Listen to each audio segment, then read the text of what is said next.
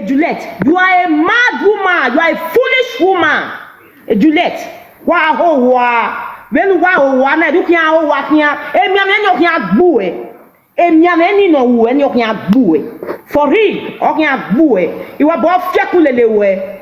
Amu udan. Ose ona mi vie de so yana ho wa. Ije ki ye kian dege. Juliet, you are a foolish woman. You are a foolish woman. Emani wese no okian is igbo. Juliet, to a hoa. You are a mad woman. Please, wala, nobody should send this woman money. Please, nobody should send this woman money. 1 naira, nobody. Ubege, osie, if you get so, osie, inalelu, wa say, you people betrayed number 1. Wa betrayed, emani betrayed that wahi. Ubebe nu ho wa, Juliet. Ubebe nu ho wa. Ana when you go to platform of your bad Juliet, when I ever, the money we do yak binanu. Oh my God, wa asungu, ubi asungu Juliet. Ebe na tase. Lare efi mini nu hati ni we hia mi wo wa gbe o ba gbon edede dan edede wa bo we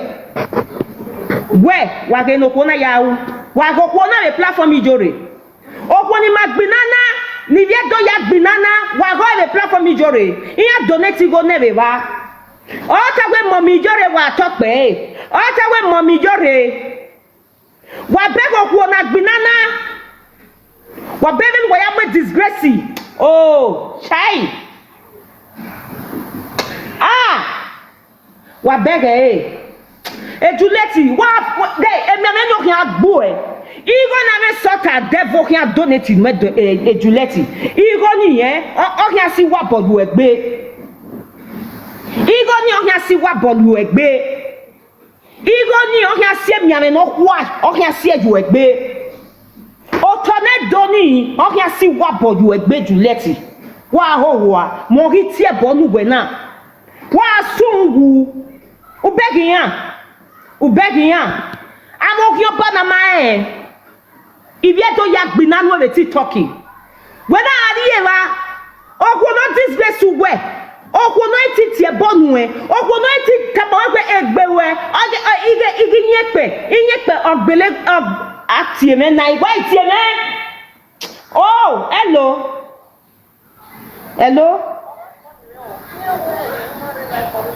me video ene mere life now mere life me record me ya oma wa send me message by me na di ona send e gume no wala mere life later ye la later Juliet wa asungu Juliet tu ki asungu o se na miegwe mani bu ma ge fi medo because ma gu wa ni ake fi medo ma da wa hin ku wa ma o se so na me di with wa ku wa ma Ose kwani ate fi medo wa akugbo wa yezuozuo o wa yezuozuo ekugwa ma ema on ma dan wa kin just look at this foolish woman ni vie do ya gbinana you disgrace us you call our mama wa to oh my God wato ye no wie megare wa ni na ja Iyore gwena we to o is the we saga we ya perfectly and corrected the woman na we no vie ro igbe we no vie ro igbe Iyore na agioma una agioma Iyore ya apologize Iyore is the egbe ma we ya fefe Iyore gwale we no ya cover mercy no we e woni bude against ona bu a woman na be yeke ona ya colleague woman na be yeke to ya apologize to me o do ma ya apologize no ma ke fie live video ma we amen sort water ministry na Iya me sweet mat iya ya gwa loko na. E wa atare mana. Ina we na ya me we ya gwo na gwa. Iya do sie bu ya de ni e do ri go ne. Oko na igo ni ya donate nu. Ani ya ona ya collect la logo bi video. Igo ni o kan agbu e. Igo ni emi ame no we ni. O de gbe ki double. Okay. Iyore no we ni o kan de gbe ki double. Wa mi e be gbe. Woman na ugbe awe ye o iwe pokopokopoko. Wa ho wa ju ni. Ugbe woman na. Wa ho wa okian ba. Okian bo. Ubegian. Ubege kukun me wa te woman na ye kukun wo gina gbe ega. Ije woman na ye kukun no. My brother. Ebe did let ye kukun wa kin ye kukun. Iyo sa lo bo are mi wa gbon. No di la lo bo bi ko gere na ha di lo ti. My sister. Na mo gbogbo to. Oko na bo sunu iye ga ari platform Iyore a. Iyore ba akota. Areba ni ni awe ni ado do ti go ni. Akota na ye wareba ye wa donate ne. O ta gbe sabo bless mommy Iyore. Mommy Iyore ne mi akape. When no him my sister, when no him. When a video no we send to give me ni na ta we egwan. A video ni I see it from afar we oko na. Iyore ga ye ni ne all for me beg ene. I just see her from afar say Eri e ma gba lezo. Why do you go ja kati? Meka wa ta sin. oko down mama blue wa gwa lonu wa ha ma we wa yi donate. No ni wa mi on no ge no wa agbe wo don. Network na wa we €50 ni kian mu ne. E ga me na we congratulations to you. Why you? If you na dey go yo. Why ti withdraw the money back again? Why you? Oh, my reporting in account. Me magidi yo. Wa ya TV ni vie. Why very go ye boni by omo no ro bi e we woman na ona block na bi Iyore go no bi e go woman na sada woman na me ona we yan ri 100 kole Iyore no ma bi agan no ma bi no ma na we agyo wa iya ni we ti me na deki yekena.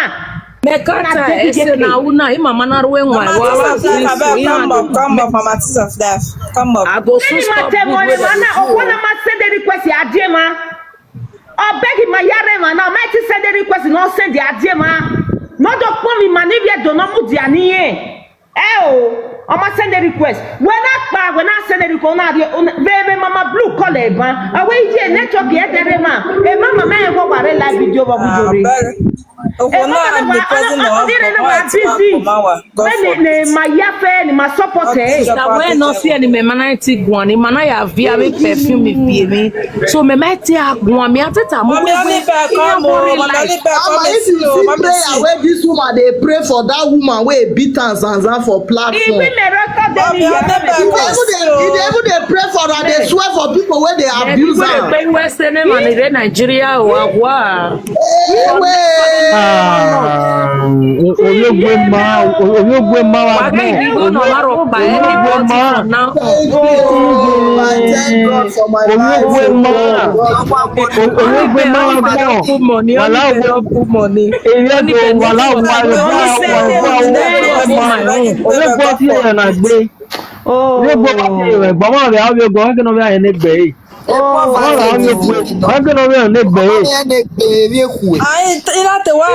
Facebook wo ke no make na ni mo ke na ona se kuru awe ina ma Sister Princess, when a mommy blue, I take on the area. You're when you cancel it for now. Sister Princess, say mommy blue.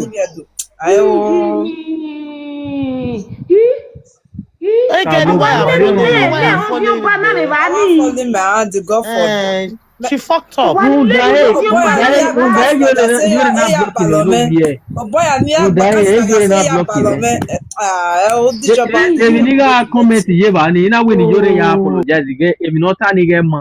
He is a Gujore Gua.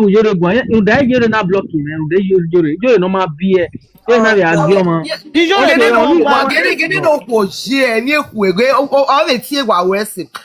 Iwe ya giase no ko na. What a shame. Very big shame. If he pay me waiting this month. Or say manala le gwam cause I see any Jore na Tanya. I see Jore na Tanya.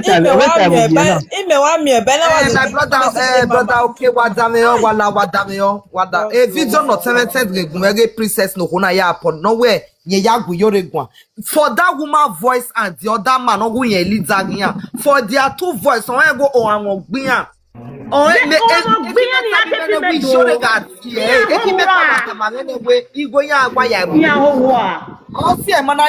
no seme mega hat na we not we platform ya do Iyore gwan. But you send me video ni gi bege ipike emi wugwe. We no ya ni ya gwan, we no koni ya gwan. Ina we na amigo wo Iyore na debu.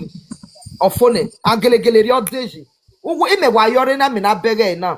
Which kind of rubbish be this one? I will tell you. If you ever over my girl, Kagbe. Go be na Iyore te bi a life skill. O ye are man ga dey against ye. O he bu se fancy yin. O we ni dey ni here gbe a return believe na we dey gbe ni ma be kina gbe a believe yin. Ya pick up this suggestion. Have fans or come away. Ya mwegu mani adendo wiyo bone because na okabe tabe a life thing will be na away a family and red do ba fefe ye wiyo bone family ya fefe na redo there manadi ba wiye na ti do agbe ina we family me o me wiyo bone e family me ti no we yo bo won me gbe mo imadu ari ba wo gyan ba no we every gbe teme ni a family me Iyore me wiyo bone family me Iyore ye wiyo bone family me o wan yo ya ne yo bo bi Iyore we no tie me Iyore ogbe ona ogbe ariona ariabe ona e wa comment say my mommy name Juliet use wisdom una know whether na plan me Iyore can use this for my collect money from people and no be as they say as na peyan ya pin e kovun yan se igo na ya west wa giaru enwa ni edo amu igi magico imi awasti opobo be period na me donate ya me when me ya donate ya deliver your give money ni meje we no why problem on here na we no problem on here na social media na me we no problem on here na after ya donate go friend ya never ban okay no have to wear justice for this woman o oroto o awado donate go ne o o ma ti pagbe o na mu hospital o ma ni go fe no to do le social media wa ma donate me wa so bowo Igo ni Iyore ba ari eniyan. Iyore bo ari eniyan. Oyo ba mo so gbe obe do. Àwọn oyo ba ya mo so gbe obe do. Àwọn ba se ki owo ti ba se ki e fi yan ta bo bi na be na na. Owo ba se ki yan ba se ki governor. Owo yan governor o ta bo bi na. Owo da ma gi yan governor yan ba se ki. O ma ye no ya la gan wo e. Oya to mo. Ọ̀tọ̀ àgbègbè náà ọwọ́ yẹn gọ́ọ̀nà. Princess JJ wọ́n bẹ́gẹ́ wẹ́ àgbọ̀náwé àgáwẹ́sẹ̀ náà àgáwà kí àwẹ́sẹ̀ ọmọ ni màgá gbìnà náà lè mama blue platform ìwé náà kí mẹ́kẹ̀gà ọ̀parí ọgí Iyore náà ọ̀nà yà tó tà. Ifu ẹ̀gọ́ sọ́ọ́gì Iyore yẹn kí làjà bá ẹ̀gọ́ sọ́ọ́gì Iyore wí yẹn dé ní mama blue vivi èwe olẹ́sà. Ego song na we ati on sas nice na we Iyore Juliet ni we ati Juliet if you dey mu han oni agbo ko ara gbon ni no we na ere central oni na wina e no de o wa ba gbogun no gbijoro kin agbe o ma ni emi o we e ne mama blue de ba ifire na me na no na we o we because o wa ba gbon because see men for long way ti talk na gbon ya na we Iyore go so we na we me follow e o go for bi ọgbẹ bá máa vọ ike a ọsẹlẹ títọ kẹna wí egọsán Iyore náà wọ ọmọ wá fún náà. wá ó wà ọwẹ èmi ọkàn àgbò ẹ lẹnu èmi àwọn àgbò ẹ náà ọgbọ Iyore ogun náà gbìyọrọ ọkàn àgbò ẹ lọkọ mẹtẹ mi náà ni. ó wá fi hàn owó eri yẹn nù yín ká yé wá fi hàn wò. ogun náà gbìyọrọ ọkàn àgbò ẹ wá ó wà ẹ o Juliet emi amenyo ki agbu e nuwo mu no we gbe ni e gay ya so ni san ya so we o ki avela ti ave gbo e igo ki o ba ni na rie nu eni e igo nu ya bi ugu emi ame o ki ya de we worry wa sungu o se wa ya ni ate fi me wa na de ki jeke wa gbe o ba gbon a enu ya wu ni na fi emi nu e lare woni ni tebie so we mana gbe abia no mama wa ho wa usungu okun no kian gbe yoro kian gbu e unwe do ya fo kian gbu e Juliet meni ibi do ya mudi agbe nanu e unwe yan be to gbu e wa gbe o Ama ka izo ye gwa lo eri yen ma gwa lo na ezo ni o yan agbu e ugbo lezo udo dia ye kopa bigo no igwa lo hian bigo no gwa lo hian do bi ogbo no vezo so yo ogbo no ve ko mi mete to e ban spirit me gwa aka mame ama na be me gwa e nwe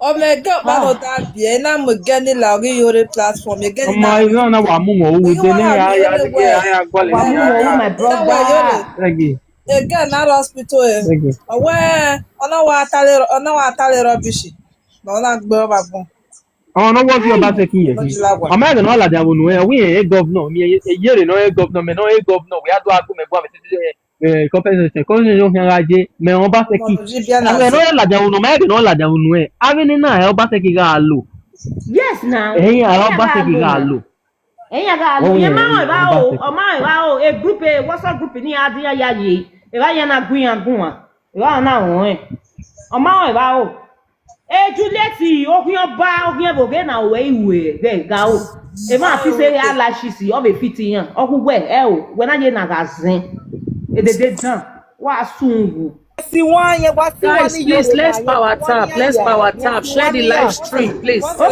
si wan yan no si ungu ni yan na okun to wa ya sungu no disgrace whoever that the food depot God forbid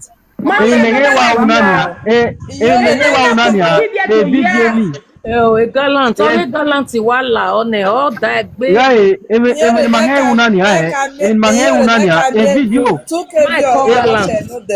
video ni Iyore wu no ya disgrace ni ma wa tun publish na tun forward e o make na ta bo ago bara God disable you say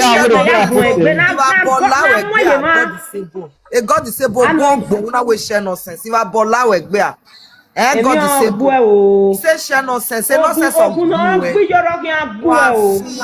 wa vi Iyore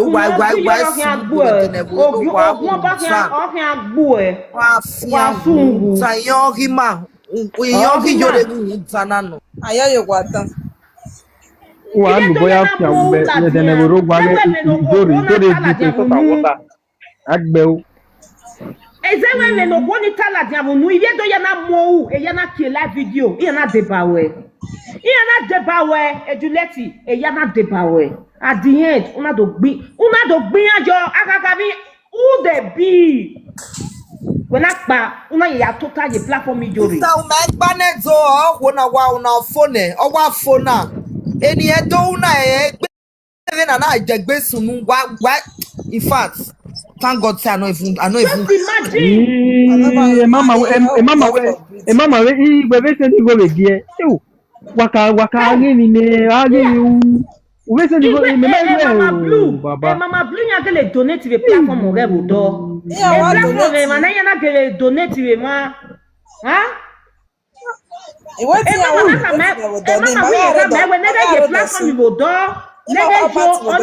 you ona wiyejo na ta market drop ye bana we me beg we me ba Iyore ya ati okuona no diodo ya jarere ya go egun because ya ni o me no ni ya de ja me ya go ma gun you understand so wa mi o ti ma no re ma na princess no re ma na dem me no zere gbe okuona te pa iya na be mi ja me iya te je degbe ajije ilije ke try and I can block everybody A to Z.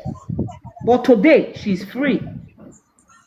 Wasungu ogun gbiyoro ga gbe me ba so ge ya fe Iwa no sune ogun Iyore gbiyoro adegu gbe me ba so ge ya fe Egbiye no ma. ama za bo ze imi ame su Ogun kan gbo Juleti. ogun ga gbe jule ti o ga gbiyoro o ga gbe me ba so ge o wa sun wu we za za o ga la wa ya gbe ejule ti ku be igo mi ame nu we ya collective va ni me sort of devil igo gyo bon we ya vi oni Esikira ogbo yo wo bo ya o mi ame ya pe ma. Ejuleti whether is your boy o umi ameve ye unwe do ya fo kan atogbo ejuleti venu ya ro tornado ni o tornado ni enika o wa mi eni awe wa mi ni awe o sa ba pa ikun ya jogbo ebi ni mi ame no logo na because e ko we ma e ke dan ogbo we ejuleti e ke dan gbo we ona ye pa we wọ́n yà mí ogun bágo afáfá ìbíẹ̀dọ̀ ubi dẹ̀. Yorùbá fi hàn wo Yorùbá fi hàn wo.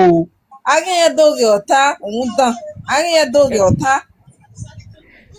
Abo lè gbé olóyà wo abo lè gbó a. Agínyẹ̀dógè ọ̀tá lábàdàn wọlé. Abo lè gbé ẹ̀ẹ́dẹ̀rẹ̀ abo lè gbé. Wà á sùn wù. Eyu lẹ́tì ibo lè gbé abo lè gbó a. Iye pẹ̀ bẹ́lá jẹ́ lè gbọ́ ẹ̀nà ọgbọ́ Ìyọ̀rẹ́ ọ̀nà ọ̀sán náà bọ̀lẹ̀ gbọ́dá wẹ́mi àmẹ́ náà ọ̀sùn wù bá. ẹ̀zẹ̀ yọ̀ ẹ́ ije blishi uje Wa picture la tiana après ka bo bere se emi na wa gi mu evi ko wa gi mu Juleti ve cultural dance o ri pa no Wà á mú arú ẹ ti yọ̀ mí. láre ìwà bọ̀ fi ẹkú lélẹ̀ wẹ́ náà wẹ́ wí àwọn ogun náà gbìyọ̀rọ̀ kí n àgbò ẹ̀ ogun náà gbìyọ̀rọ̀ kí n àgbò ọ́ ní mẹ̀hìn àti ẹnu wa wà á sún wà á mú ogun ọba bí màmá ọba màmá ọba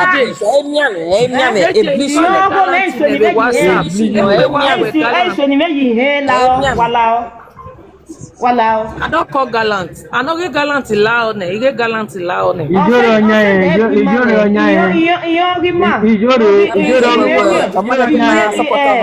Iyore ọnya yẹn ni.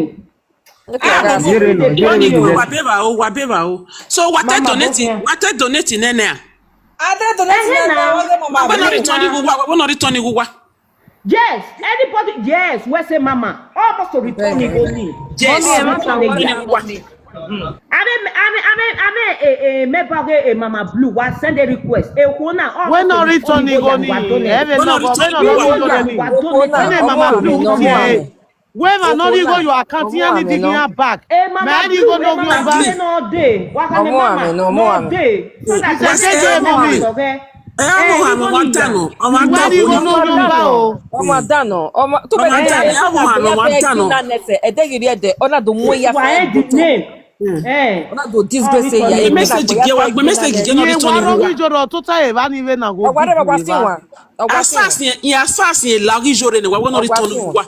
Yes, because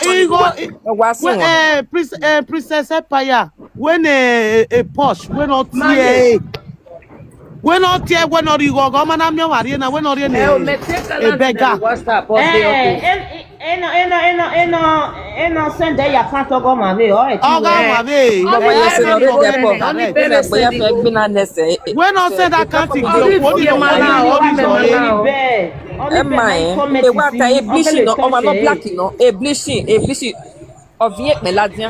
my sister asa soro gogun pa ne wa gonna return igwa Eblisi vient peladia eblisi no why forgive why we are needing here there you am we pogbe Where she does not understand everything that is going on. Maybe Iyore no. I know. Yeah, this is B&B. Member Iyore no. What are you with me? Things that is going on. Okay, Larry, Iwa bono no fear. Iwa bo fear le we are. Dioduku, maybe your mind get to explain your Dioduku. He can. La wo donate me man. Wa we no ko ni return igwa no wa.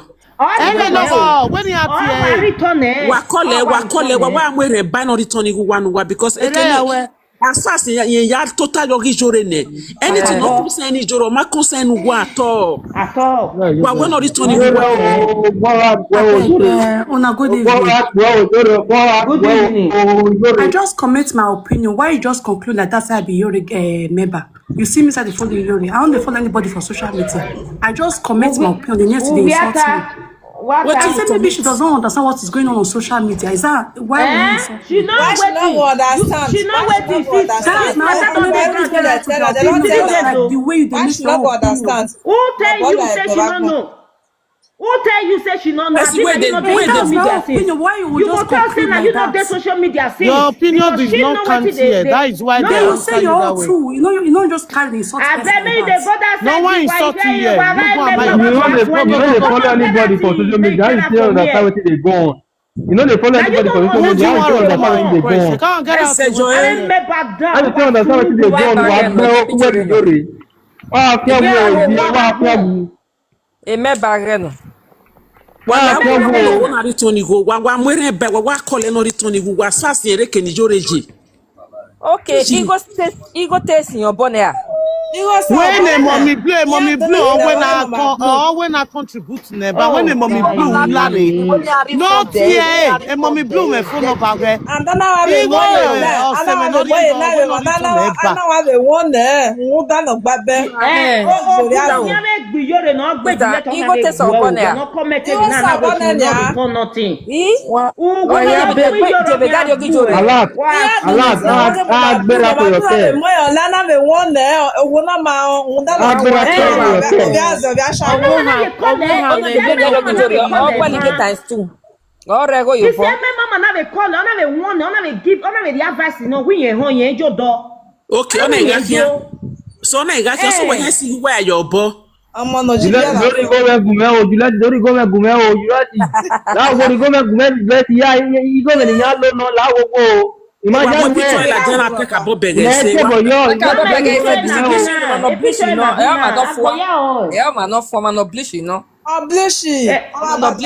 Oblishi.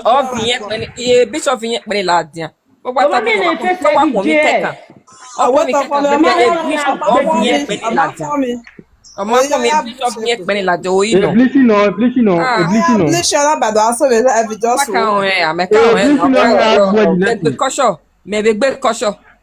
Èmi àmì ẹnu wọ́n mú ẹ̀ ní ìlú náà tó Eblissi náà wé mi àmì ẹnu ọ̀nyà rẹ̀ yọ̀ yà mú ẹ̀. Èmi àmì ẹnu yọ̀ mú ẹ̀. iṣẹ́ o iṣẹ́. Eblissi náà wé mi àmì ẹnu náà mú lórí àmì. Èmi àmì ẹnu yọ̀ mú ẹ̀ jùlẹ̀. Ọmọ emi ame. Ọmọ skin disease wa ga mo e cultural dance re Juliet. Skin disease náà. Àmọ́ ẹ̀. Ẹgbẹ́ náà gbọ́dọ̀ kẹ̀rẹ́kẹ̀rẹ́ ọmọ ẹ̀yà wa rẹ̀ dò. Ẹgbẹ́ náà gbọ́dọ̀ kẹ̀rẹ́kẹ̀rẹ́ ọmọ ẹ̀yà wa rẹ̀ dò. Ògùn fi hàn Gbogbo ẹ̀dùnlẹ̀tì. Wàjà bọ́ gbẹ. Lẹ́nu ya follow rẹ̀ ògùn fi hàn gbó ògùn náà Òkúta ọgọ́ra gbọ́ ògùn ọgbẹ́ra gbújú ẹ̀ wá sí ògùn fi hàn gbó ẹ̀ o wá yú Juliet return go fi o. Ògùn náà fi hàn gbó wá dẹ̀ wá wá Juliet no gien we gbe no me skin disease. Igo ni apone tu no mana return na we mi àwọn ya yi. Always solution yẹn gwa lọ so e ma pa gwa wa na we e ba wa me the solution e but if you dey so we am buzu o owe e we ma no e solution we gwa lọ yes Iyore ló gbé ọba Juliet náà rí wà ní ọ̀nà yà á nẹ́gọ́ bá. ima oni apẹ nu wa wa gya wa let people talk ògùn fi hàn gbó ẹ̀ o ògùn náà gbí yọrọ fi hàn gbó ẹ̀ wá dé wá dọ̀ àbí ẹ̀ bọ̀. Ogun no can be your can agbo e let people talk. Wa sungu be ni jore aya sungu. I will tell you what with Iyore. I will tell you what with Iyore to mi ọba. Gba e wan ni. Wa mo fi ọba, o gba e wan. Wa sungu. Wa gbo wa gbon. Wa de wa do aye gbe fi e bo. Wa de. Wa igbo bi ara gbon. Oku na ma da wa no e ti points no ma e. Baba na wa le na wa no. Iyore na gan no ma bi. The bad woman wa when all the Tony go as you are Mr. White, where you are ashamed of yourself that you are from Benin. Una feel well like do. Otone doni wa abi Iyore. Mr. White, uga feel well like doni. otone doni okiawe wa bi Iyore eri okiajenu when you dey ashamed of yourself ini e de gbe fi owe like doni e ire ra edo e nwa amedo uga won e de onye miame hin alawe gbe when you tie okiajenu Mr. Wet we see wo ade we where you do we kiari u kiari ya Wow. Which can wala be this one? Me invite you where I dem now gbewa. Madam, me invite you where I dem na. Who we ho wa, who go no gbe Iyore kan gbu e. Who Iyore Mama blo wa na ere ka wa sa po. Ite kole. Oye wo biye. Ka wa sa po. Oye wo biye. Iyore a put it. Let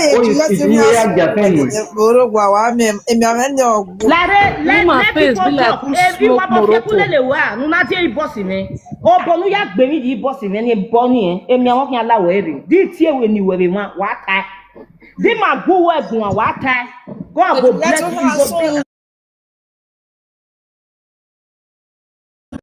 Now devil go punish you. Let people talk. Now God go punish you. Why block eh? Now God go punish you. Why blocking ya? Why blocking ya? Ya e gbe bi ebo. Awa ma gbe yan. Ere pure wa sungu. Why blocking wa wa sin ya e? Ya e gbe bi Why ebo. bell back mo? Yeah, what is Ni maya ladiansi. I'm okay, mama no. Ni maya ladiansi. Ide okay, mama no. Ni maya ladiansi. Mama call if you Call eh. Mama we si, mana de bakona. Ere gasi ya muto e Platform ni po get on the bon. They take action. You know what you calling my bon. My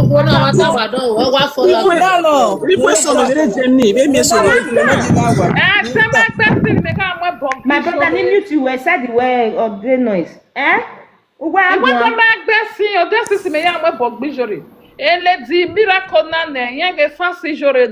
Mais why Iyore around 4 o'clock? Okay, I see you shake cash your mama. Edi wa boke ya kule lera biju e. Bujwa fe kakati. Edi wa boke ya kule lera biju e. Wa obi ya blog.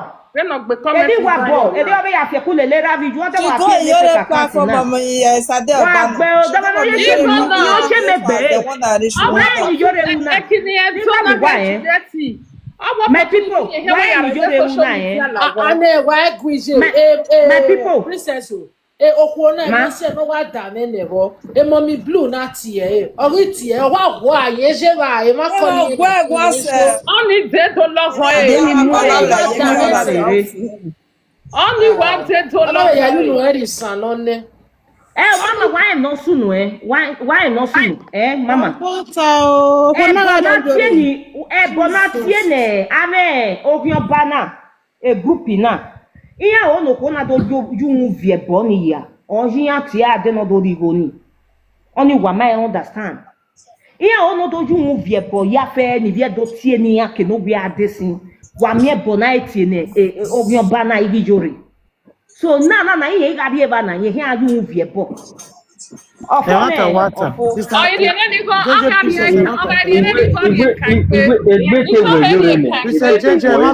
Yes, now. Iyore me baso ke ya ta na be group we ke ni ma wu ge yes. You bet your bonnet or bonnet can make a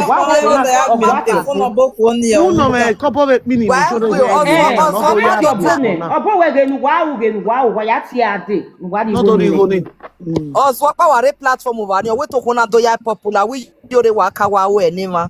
We ma don't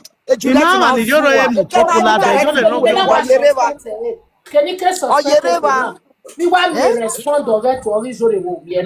you, sister. God bless you. You may respond again. Are your code say which kind of be this one? Oma pure. She's not pure. She's not pure. Hungry, very hungry people. Poverty is a disease.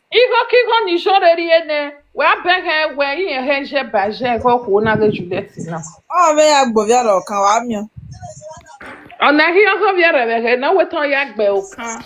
Iye zese ye gbere cause boni emi no de ke do ade o bugbe o kele ton se ha te wo ya fefe. What who cave Si me ho personal. Somewhere pa ne Juliet personal ma mi gbede ama iwe bozu de agiegi ne dazo he ne we he hu na hi. Wona wa miewe o wa oni amu ye zogbo to he gi jore. Agboya na hi egbe ne. So agwali ho ihe gege ogwalo we ni eho ni onariero hu ye re ho la wa. Ihe na no. O se na mie we ya so tere. Ihe kebe duene na we mo obe ye be Juliet be me cru he ni ebe gugwa we gwa ahia nu ya re ho ro be dia. Kaka bo matoge. Ihe ya be to se ne bo ni ya hi hu ne na hi fia ihe so wo na mi afọ kwere. Iye kedo to saye bani okori na no wo de gbe ti emi na you dem Iyore ngwa afianwo e dem ro wa ngwa afianwo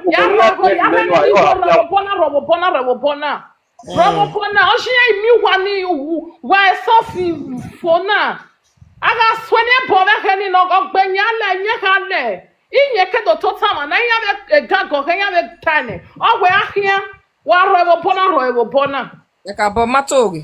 Awa roe no ya la wa ke tu je popular iye ya be tane ana imiegwe iye gi mi wa ni bufo Jesi e malasa hi jore no bi omo se do awa eri ono mi aruta ya wi me ya wi koko no pebo gbe itame o he leve no ele ahojo eko e bonara wo me bona ma he e bona ri se guane e ba ho e bebe bobo e doni Ani e koko no kwa ma pa vio no mo ma gboto Where you donate, Baba na donate. everything donate. When donate, you suffer the web. Je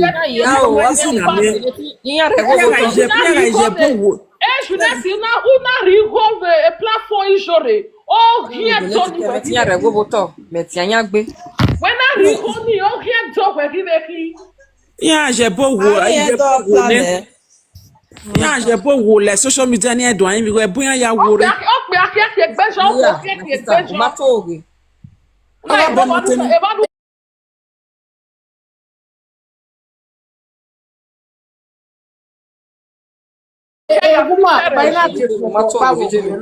Live video go ni wa teme na.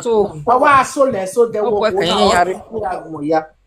Lelo kore UK ni go na bi tra. Wọ́n kún ẹni.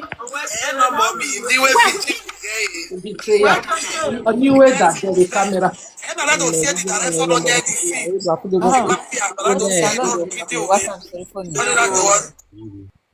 Odo ya video me no de do edit odo ya send e no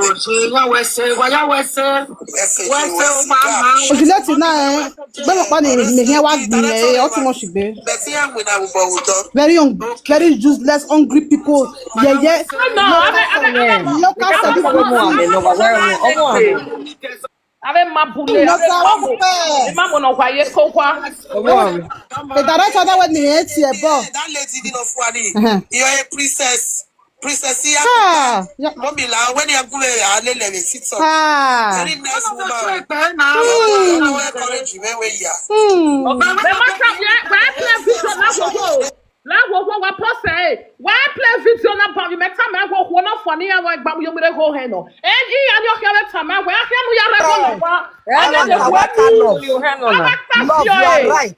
Oh, yeah, na hi me we abagi ti o na so ma we bo abi me no ki mo he bo then wa je do Bonora doni gifia my sister. Boni make it trust when I go on no Bonora do gifia ya mo yari ane. Boni wa wori ya ba go me mata ba. No matter the kwa oya mo sangu. Ya salo ane. Ba ke me no ke ga hugwa kana na me drama do lu wa hu ro pa. Me ka ke drama do ma we. Ke ga hugwa. Wa dam ya buja. Drama do ma we. Ya wa pe gogo o mere de ya. Ola.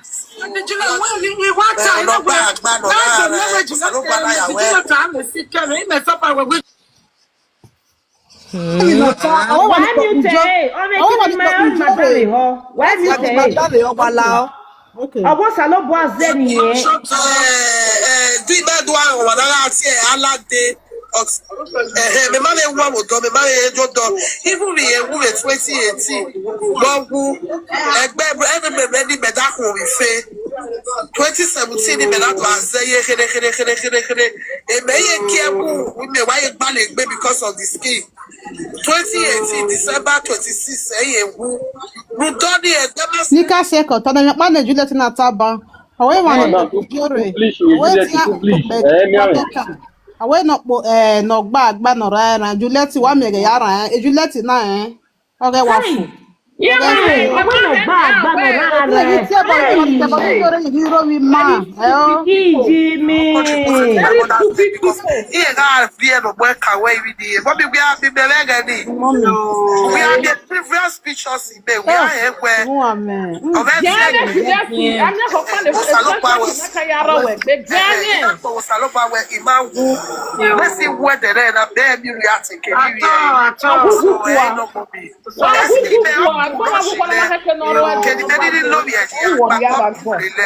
and don't tell where you don't see anything, but I they pray. Yeah, man. Let's not put the left here. I'm not saying what my bag. I'm with you.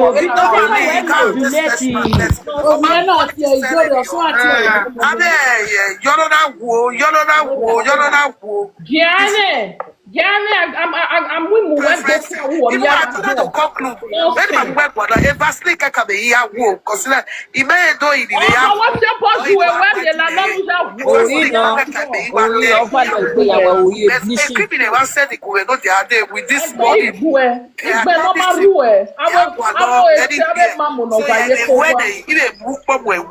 even video, even said the anyway.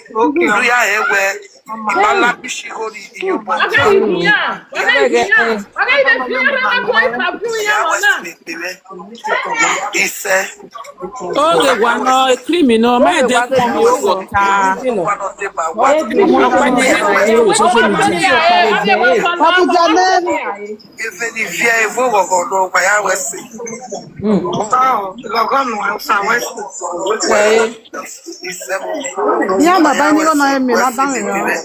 also, and that's what position thank you very much. Bless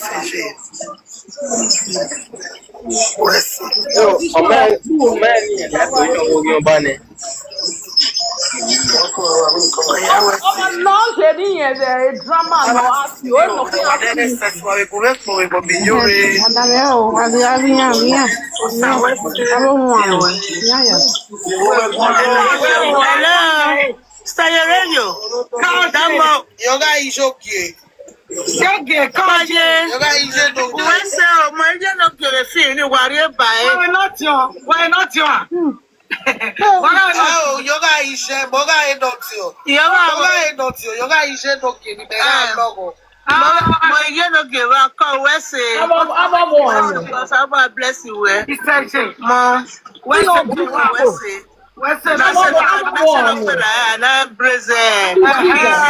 Unity.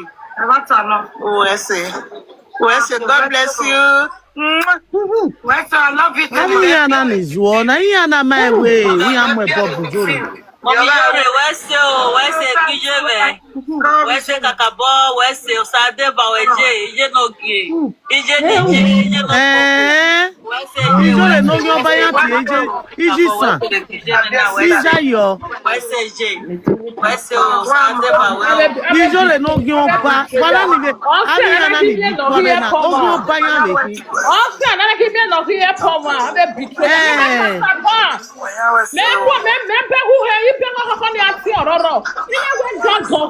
Now, wow.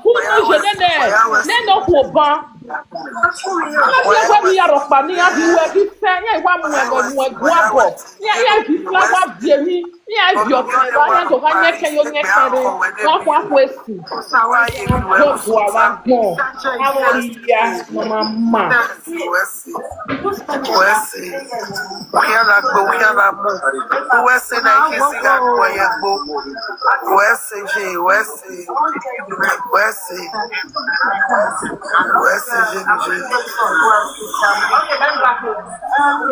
Ọmọ àmì nọ́mbà ọ̀hìn bàbá wí ọmọ àmì nọ́mbà ọ̀hìn bàbá o akọ́ṣà àwùjọ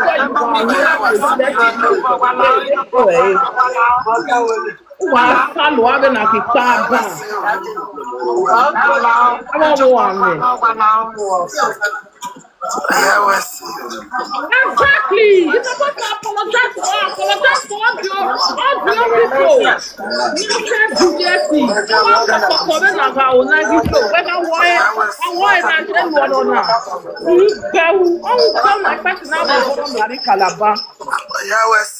The man so agba comment section where Madam Ifolawa and poverty is a bastard. Amate commenting.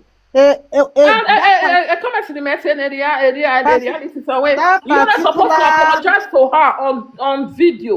Not for her to go a platform. Exactly. That particular film in the Juliet art is here.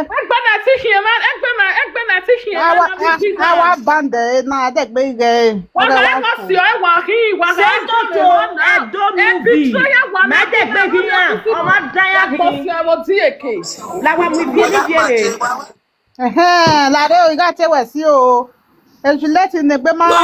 my sister. I mean, ọmọdé dẹkun mi yeye. Wàlá wo wàá gbé o. Ime ike gun ime lájà sí gbèsè fún àìlú ọwà. Iná wọ́n mi kí àbọ̀ kan mẹ́tẹ̀rẹ̀ iná wọ́n ní adé kí àbọ̀ ní wà lè ọwà kan mẹ́. So, èmi lọ kí ẹ má bọ̀ wọ́n. Làwọn aláwọ̀gbọ̀ wà mú jà ní mẹ́rin ike gun àná láwọ̀gbọ̀. Ẹ lọ wọ mute ní. Juliet ló bí ẹ̀. Ela o. Ibi ga gwaba o, iga mo mana ye me ogun adeyu ohun deyu wo ohun ya fi pichi wo gure ne ba ogun agbo e. To da ogun ba go any cultural group na de gbe mu lade ni ade gbegbe. Nobody will ever fight for you again. Who was who wo ba wo ya wa. Who was those Juliet la? Who mana we go me gube ogun ba ki an ware yo we mi are ni ubi awo gbe lo. Who awo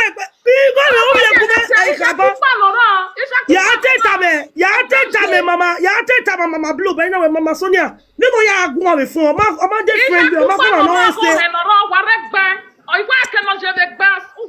iya pupa no ye kia o je kia ano je kia mo pisi ya ogun don wara ya ya hu ano je kia o je kia ni gbe kasara wà do sun wi ba bodo fi ekun le lu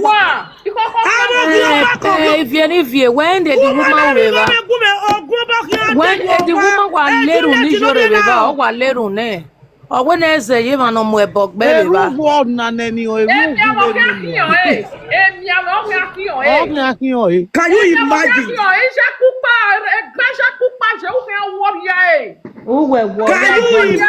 can you imagine abe over so go na no ma na ya gwe Juliet gwe oni ya pe Juliet no wa sha gwe Juliet be tell me to fi ogwa no Juliet no be now. Yes, they go. Aman wa gba we movie o ta mama wa me won le we last set ya wo do eri gbe a. Iye wa kono gbe a titi gbo ko iye wa le ani wa le last set ri wa. Iye wa ko tu do e gbe a. No wa Juliet ya ma ni je ko ko wa gbe na Juliet no be now. No gbe ba ku a gbo nu gbe o. Juliet no so Juliet ogun ba ga gbo o Juliet igbe no wa se nu okin akisi ga gbo ye gbo no wa se no akisi ga gbo ye gbo ogun ga gbo o Juliet no be na o wa se nu lo ga la we ti o eyan wa ko mo bi yo le wa no why invite mama blue be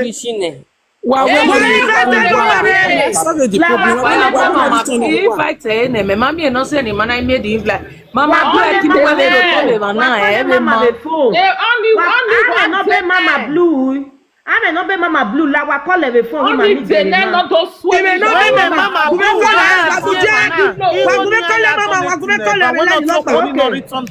Okay. Immediately. Well, when not return that money back. You need to return all the money back. Yes. Only in my yes. My sister, only you must return everything back.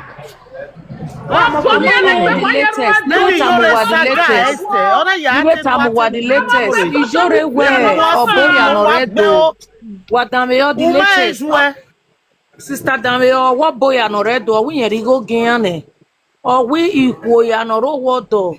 Niam with gifty, no rain, no way we are when a pomo, no more bog beyond the army. Anthony. Or what a bonoredo. I'll sound at the video. Iyore guys, Ghana say we regbe. You must return those money.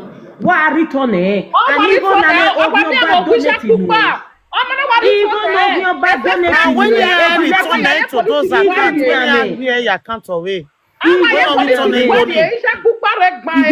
cent even care, but since you respect money, let the mawa lesson. Say no. When are returning you only my yawa do man. The money out to return back to the owner. Nobody no here have do movie. Who why is was war? I'm movie. Mama me le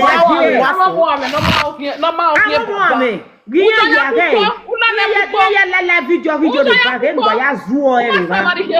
Iya wa e go do wa no. Imagine we boy kan ya yo.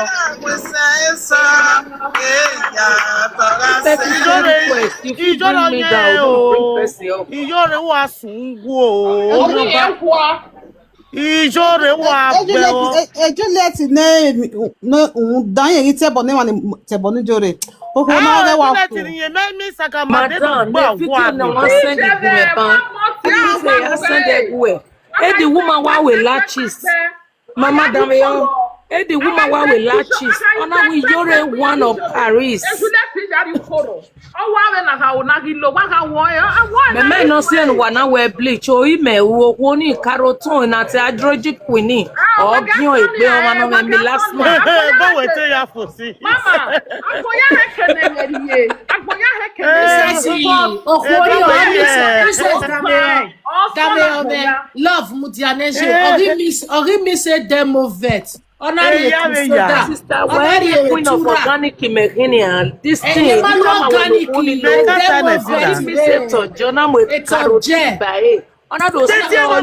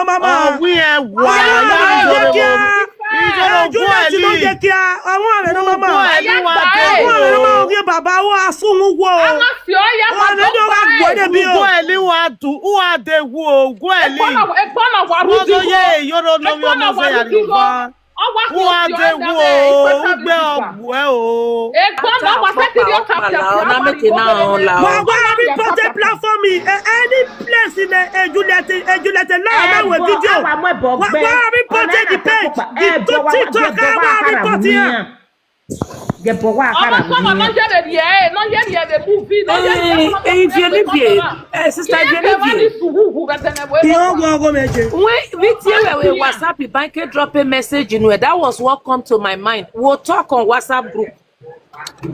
Do you know where? Do you know where? Mama, I mean, when me catch me, you know where? Oh, by you know where? Why the video you why you done on ya? You know where? Oh, we go, Bobby. You know what? By here, Iyore. Every time, yeah. You know where? W for water now. I mean, another Juliet. You know we are Iyore. Me makata. Oh, you go. Oh, salopwa. When me na boni me la boya me nita. Pisa jeje me mata. Imata video ni. Kakabo. Ah, si e go le la pisa jeje ba yi wa me ya si ho ina wa ta ma na bi e go. Who da ye go mi e go. Abu wa no ma bo wa su hugu.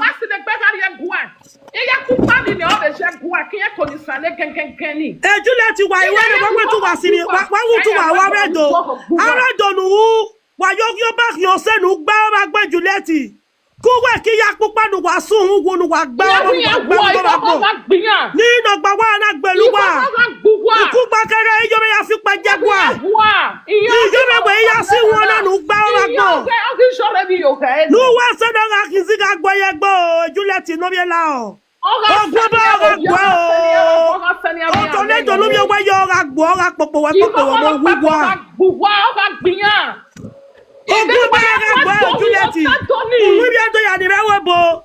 Na we da si mi o sege no asi mi o sege no ma de ma no na ma si mi o sege no we da na wa wu be gbe ya wa na. Ura iwe tu we ti e bo. Ogbo ba ga gbo e. Juliet do bi la o. Wi bi bo ya ga to gbo e. O mo da bi go be ku me ogun ga gbo e o. Uga yigo ni ya biye ba ogun me mi amo kia ye gbo e. Wa su hugu e mi ara ni nu ko mi ni o kia gbo di na mi Juliet no bi la o. Wa gbe wa mo gbe wi go. Idenu e. Me denu wa.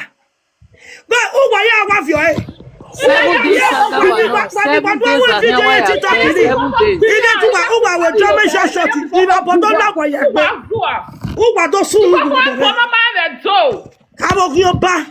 Wa worry about go wa salu wa pa ba. Na hu wa when the PC no. Wa salu wa ole omo e konu wa no wa ti bi o wa worry ya e. Koko no pepo no ri go ho ka gbu wa.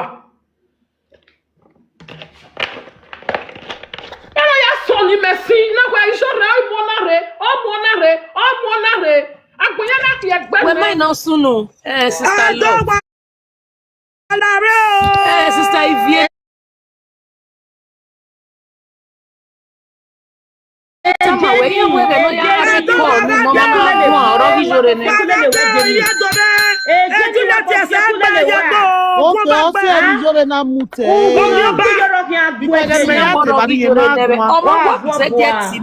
When me na we me ascend go ma wa se get me we princess oro Iyore. Mais non, tu es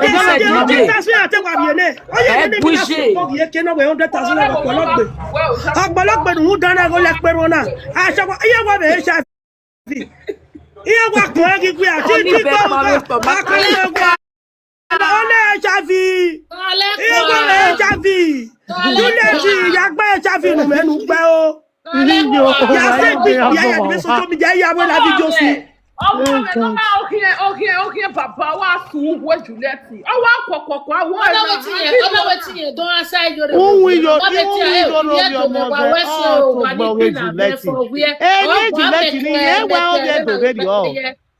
Wa dam yo. Vi make a go si inagwe e video no uni. Inagwe no ya mi go no. Ama mo gun gbe Iyore no gun ba. Wa gbe to ya si mi career. Iye me career ma we na si mi. Yeah, that book by the even.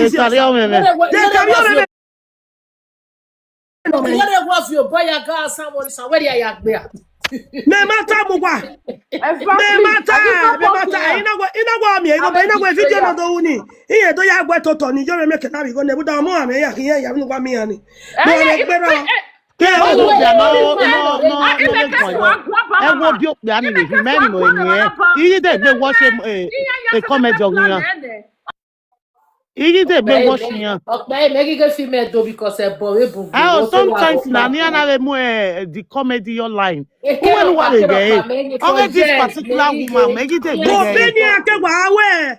10 minutes video mu ye TikTok ye gbe mari okin e abona nko fi ku gbe mi ya. Ari gbe aga no go. Afati do la o. Ari gbe aga no go. Aba shawa iri abo ye kia. Sister na ko we a Juliet na ko we a no gba o agbon no gugbu e. Akọrọ we a Juliet ba ti agba panija kodoro onu. Wo pa wa panija kan we a wo pa bebe. Emi are da. Iyore ya neme ye pere ogwo na wa ogwo na ya sagbada na ya se buluku na ya si sokoto nu asun wu agbon. Juliet bi go me gume o. Do wa ta be Juliet na bi go me gume o. Gwo ba la gbo Juliet no la o. Return go na yo return go Juliet go. Digo were gbe giviere because uma di value uma e mani gbina no ma go ya say una do gbin ayese ogba wa yese. They always talk about people in their commenting. Which kind of commenting? Iyore wetin know how to talk. Not be that way know how to talk. Iyore na up you now. Wetin she be before? Na ashawo na. Why she no go talk like ashawo? Ọmọ ni me bere me dokpa. Uwe ne bisco. Uwe ne la. Uwe ne sigo sibi na gbe ara do na una. Nu wa ho abo je kia. Abo je kia mi aro be Europe. O je ki gba do be Europe. Abo je kia last ka check copy. Wa fi ikebe ni wa ya re kia. Wa ya re kia le ni ku kia. Awo na ge Juliet na. Awi ke canopy na wa ba eyan na wa ba party go. Iye ke canopy na wa ba party we go. So give the marriage. I want the 15 naira. Oh, wa polo we. We got no here ya ko kigo. Iye ya saga so kuma ni koro. Onu akwa na egbe a. Igbo ye ha gwa ta mi me. Upcoming. This was 10 years ago. Ogunu egi ogwa mi wa no lele la set ogunu egi gbe. Ogunu egi gbe awetu nu ego aweto ye na na. Aweto na fe wujo nu. Akana we. We don't hear boy you do no we are Juliet no be now. No gba ragbon. Akana we 10 years ago, me tabo gbara 10 years in ogwe mama oge taba we. Ogwe okwori we wa mi na go gi mo se ogwe owa kan wa oranu. Ogwe ta pe wa gulo. Ogwe we kemi wa no le seti. Ogwe anybody no me wa le seti we movie. Ogwe e go ma ni yan. That's no problem. Oh, say no man blow. So you want me opportunity. Jore muye la dian. We ya ta me na we kono ya we again ni ati Iyore ni amwe bogbe. We bogbe na. Iya pupa no ra lo sungu. Iya pupa no go e boye ki wa fi auto tire ba ni iya pupa ba mu e bo la dian do mu gbogin oba re do. Be ma mi nene bo we vi ola dian. E be ki anu vi ola dian. E be ki anu wuga. Bodu weda ye na we aiwa ho we have ye kondo na ya ho we have ye yawa bo we na bo we da yin ugbe o bagbon o ja se no mama o ye kia ya pupa mi African country ni ya pupa mejo hu he ya keko hu e gi asusu hu e gwi agwe destiny me wu destiny me wu ya pupa hu wa ya do sun ogun ba do pelu wa ya wa mutia and then I be whether I be there. Juliet na boji. Who want quick my ya depression why get so wa Ana na geji no kona woman why the ge what the guess. If you did the way 10 years ago you wouldn't work wa here. How get time. What ni ba this one here? Why we 10 years ago solution yo.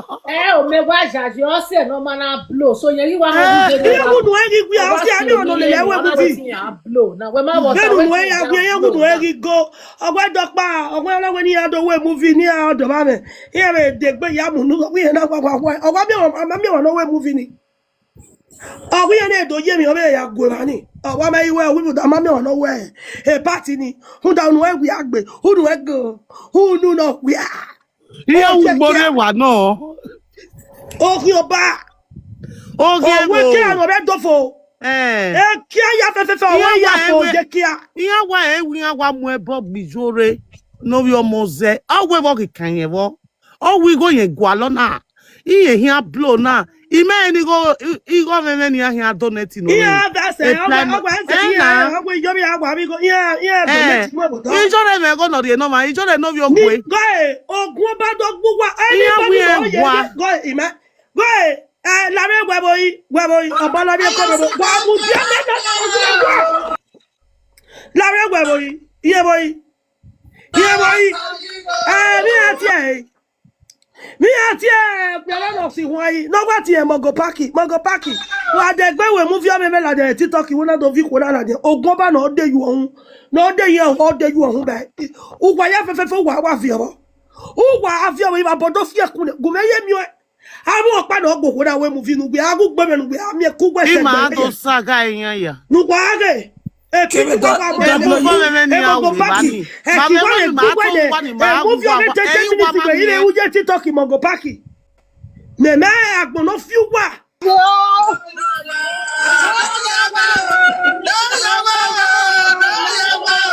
iwa ga won yo ba o iye ko bi o ba When me say that you don't okay. No jagwa ki jore na mo bo po owo yo jore na ma bia ijore na ga ijore na do ya bo gbene do ya yo se na ijore wa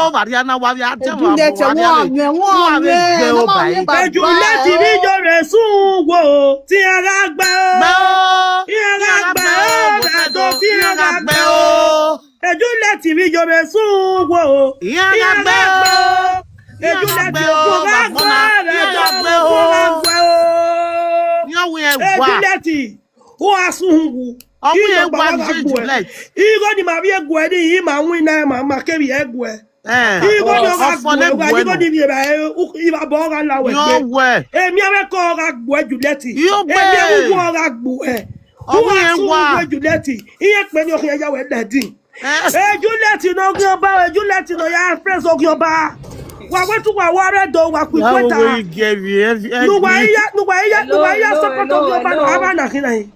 Mais non, another account Iyore, when 7 account me. Where your baby are you na? Why no suno? Iyore we no ga si one name and not tie boni e. Oswe beba. Anya bo. O ku ani isa goknya be. Juliet, where they pay me? Duku ne bero. Atu bere badi bari adoni nu waya welcome me report ni. From today, anam you we here. Ijore wo pe, Ijore Juliet. Juliet ogun ba ga gbo o, Juliet ogun ga gbo. Ijore wa te wo. Juliet ogun ga gbo o, ogun lo fi joro ga gbo. Wa asungu Juliet adorego. Ya adorego mani re we boni asungu. Ke va no donate ni a. Ke Iyore, ke Juliet, wa to gbegbuwa, ogun kan agbeluwa. Uwa kan aju why stop Jonah nota? O sa lo kwa yanju wa. Iyore no donate de on kebe ya mi go yo de o so. Iyore kwa. No donate na platform e ogun oba. A platform ogun oba maka.